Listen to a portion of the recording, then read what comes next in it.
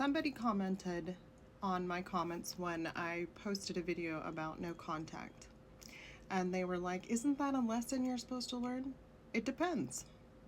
It depends on you. Is that a lesson you're supposed to learn? Because the lesson for me was going no contact. I spent the first half of my life babysitting my enmeshed parents, being their emotional dog, taking care of everything and everyone at my own expense. And they were toxic. And so I went no contact. Now I've had people say, but you only get one family. Let's clear this up right now. When people say that to you, they have no idea who you are, what you've been through, because they have not lived in your shoes. So they are only saying that to validate themselves. They are only saying that to make them feel better, not to support your decision, not anything. One woman that I spoke to was like, but they're your parents. You only have one family.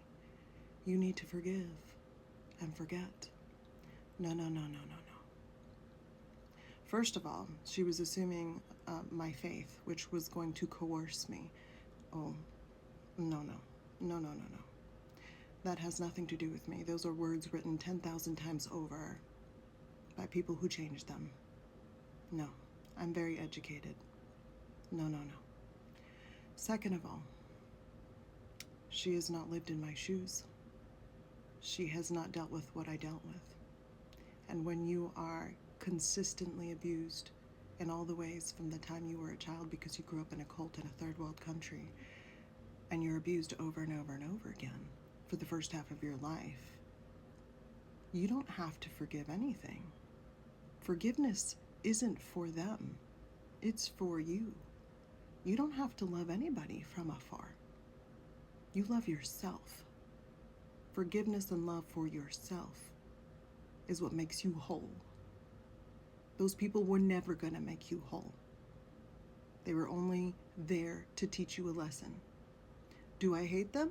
Absolutely not. I know that they are the way they are because of what happened to them. But that does not negate the hell they put me through. And that does not negate that I no longer am investing my energy into that relationship.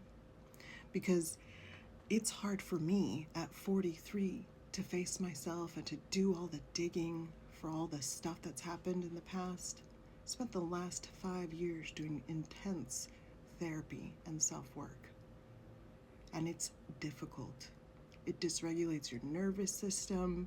You have to dig deep, and it's painful in the body, physically painful.